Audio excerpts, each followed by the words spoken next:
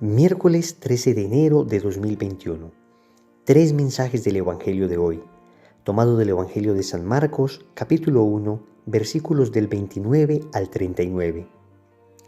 En aquel tiempo, al salir Jesús de la sinagoga, fue con Santiago y Juan a la casa de Simón y Andrés. La suegra de Simón estaba en cama y con fiebre, e inmediatamente le hablaron de ella. Él se acercó, la cogió de la mano y la levantó. Se le pasó la fiebre y se puso a servirles. Al anochecer, cuando se puso el sol, le llevaron todos los enfermos y endemoniados. La población entera se agolpaba a la puerta. Curó a muchos enfermos de diversos males y expulsó muchos demonios. Y como los demonios lo conocían, no les permitía hablar. Se levantó de madrugada, cuando todavía estaba muy oscuro, se marchó a un lugar solitario y allí se puso a orar. Simón y sus compañeros fueron en su busca, y al encontrarlo le dijeron: «Todo el mundo te busca». Él les responde: «Vamos a otra parte, a las aldeas cercanas, para predicar también allí, que para eso he salido». Así recorrió toda Galilea, predicando en sus sinagogas y expulsando los demonios. Palabra del Señor. Gloria a ti, Señor Jesús.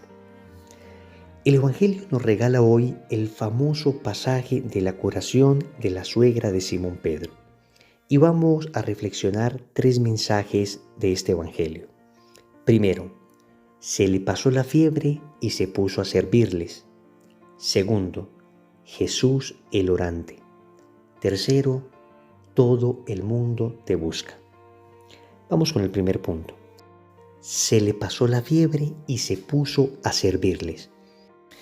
Lo primero que debemos aclarar es que en este pasaje se nos presenta a la suegra de Pedro, pero en ningún momento se nos habla de la esposa de Pedro. Esto significa que es muy probable, como lo ha dicho la tradición y una enorme cantidad de teólogos a lo largo de la historia, que para ese momento Pedro era viudo.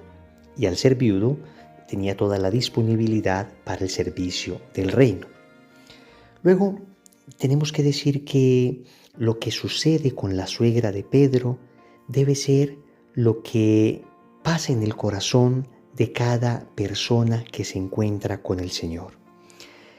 Hay una fiebre en nuestro corazón, en ocasiones la fiebre del pecado, en otras ocasiones la fiebre de inclinaciones desordenadas. Para otros será la fiebre del dinero. Otros tantos tendrán la fiebre de la lujuria, la fiebre de querer estar por encima de todos. Pues llega un momento donde el Señor nos sana de esa fiebre, nos toma de la mano y nos levanta. Inmediatamente es sanada la suegra de Pedro, dice el Evangelio, se puso a servirles. Y no solo al Señor, sino a los apóstoles del Señor, a todos los que estaban allí, porque allá en Cafarnaún, la casa de la suegra de Pedro se convirtió en el centro de la ciudad, donde todas las personas iban para que el Señor les sanara. Entonces, cuando nosotros recibimos sanación del Señor, cuando recibimos conversión, pero también cuando recibimos algún tipo de sanación interior, el Señor nos saca de nuestra tristeza, no sé qué tipo de fiebre hayamos tenido, pero cuando el Señor toca nuestro corazón, la respuesta inmediata debe ser servirle a Él y a sus hijos, poner todo lo nuestro a disposición de la obra del Señor, de tal manera que yo me convierta también en instrumento para que otras personas se acerquen a Dios. En eso consiste el discipulado. Luego el Evangelio nos cuenta que al anochecer, cuando se había puesto el sol, empezaron a traerle todo tipo de enfermos y endemoniados al Señor. San Marcos nos aclara que el Señor comienza a sanar al anochecer, cuando se había puesto el sol. Y es que la situación de la suegra de Pedro y de todas las personas que le llevaron a Jesús expresa muy bien la situación de la humanidad antes de que Cristo nos redimiera. Una humanidad postrada, una humanidad de alguna manera subyugada por la acción de Satanás, pero también por la acción de la enfermedad. Y el Evangelio nos dice que se había puesto el sol, que estaba de noche. Así está la humanidad cuando está sin Cristo, de noche. en oscuridad. Por eso el Evangelio nos insiste bastante que Cristo es la luz, que Él es el sol que nace de lo alto, porque es gracias a esa luz radiante que es Cristo, gracias a Él es que podemos ser liberados, es que podemos ser sanados. Y lo vemos cuando una persona está lejos de Dios, esa persona vive en una profunda tiniebla. Se le nota en su rostro, se le nota en su mirada, se le nota en su manera de hablar. Pero cuando se conoce a Cristo, qué radiante luz empieza a irradiar esta persona. Pidámosle al Señor que una vez contemplemos su luz, se nos pase la fiebre y nos pongamos a servirle. Segundo, Jesús el orante. Después de esa extensa jornada de enseñanza, de sanación, de liberación, el Evangelio nos dice que Jesús se fue a orar. Y esto debe sorprendernos sobremanera. Jesús es Dios. Él mismo tiene la plenitud del Espíritu Santo dentro de sí, comunicación con el Padre en cualquier momento. Y sin embargo, dice el Evangelio que en la noche y en un lugar retirado el Señor se fue a orar. La pregunta es, si Jesús, siendo Dios, sacaba espacio para la oración, es decir, para ese coloquio amoroso con el Padre, ¿cómo es que tú y yo, humanos frágiles y débiles, no sacamos espacio suficiente para la oración? Y el Evangelio nos habla de las disposiciones que debemos tener al momento de orar. Noten que Jesús se comunicaba con el Padre en cualquier momento, pero sacaba un espacio propio para la oración. Nos habla de tiempo y de lugar. ¿En qué tiempo? En la madrugada. ¿En qué lugar? En un lugar solitario. Uno muchas veces no ora lo suficiente porque no cuida de estas disposiciones, no cuida de un tiempo adecuado, no cuida de un lugar adecuado. Y muchas veces esta falta de disposición externa nos impide la oración. Cuando uno seriamente se pone un horario, cuando seriamente se pone unas prácticas que va a cumplir diariamente, cuando uno incluso prepara adecuadamente un pequeño altar, una velita, se prepara un lugar de recogimiento, créanme que inmediatamente el alma se dispone a la oración.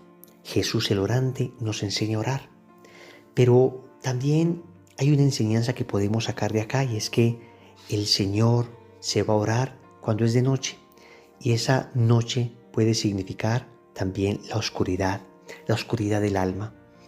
Es curioso que muchas personas oren cuando todo marcha bien, pero cuando todo empieza a complicarse dejan de orar. En otros ocurre totalmente lo contrario. Es paradójico que la gente que está un poco en el mundo más bien ora cuando todo empieza a salir mal. Pero cuando las personas de Dios empiezan a sufrir reveses espirituales, personas que ya vienen caminando en la vida espiritual, les sucede a veces lo contrario de lo que sucede con las personas mundanas. Y es que la oscuridad del alma les lleva a descuidar la oración. Empiezan a sentir como que todo lo que he hecho en la vida espiritual, todo lo que he amado a Dios, los esfuerzos que he tenido y me está pasando esto y viene una tentación como de oscuridad en el alma. El Señor nos enseña que en esas oscuridades hay que orar, sacar tiempo para orar. Tercero, todo el mundo te busca. Allá en medio de la oración, Simón Pedro y los demás apóstoles le dicen al Señor esa bellísima frase, todo el mundo te busca. Y es verdad, en el fondo, aún sin saber, todo el mundo busca a Jesús, porque Jesús es vida y todo el mundo quiere la vida. Porque Jesús es felicidad y todo el mundo quiere la felicidad. Porque Jesús es luz y todo el mundo quiere la luz. Aún sin saberlo, incluso el que peca está buscando felicidad, vida, alegría, verdad. Lo que pasa es que lo está buscando de manera equivocada, por el camino que no es. Esto expresa el profundo y natural deseo de Dios que existe en el alma de cada uno de nosotros. El Catecismo de la Iglesia Católica en el numeral 27 tiene un bellísimo párrafo que habla de esto. Y así dice, El deseo de Dios está inscrito en el corazón del hombre, porque el hombre ha sido creado por Dios y para Dios, y Dios no cesa de atraer al hombre hacia sí, y solo en Dios encontrará el hombre la verdad y la dicha que no cesa de buscar. Bellísimo lo que dice el Catecismo. También lo dice San Agustín en sus Confesiones. Nos has creado, Señor, para ti, y nuestro corazón estará inquieto hasta que no descanse en ti. Jesús se deja encontrar. No nos cansemos de buscarle, porque Él se deja encontrar. Recordemos entonces, primero, se le pasó la fiebre y se puso a servirles.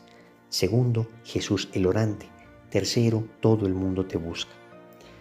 Como compromiso, yo quisiera invitarte para que busques la forma de servir a Jesús en la iglesia, así como la suegra de Simón, en algún movimiento, en algún grupo parroquial, en alguna actividad apostólica, pero que estés inscrito en algo para que puedas servir al Señor. En el nombre del Padre, y del Hijo, y del Espíritu Santo. Amén.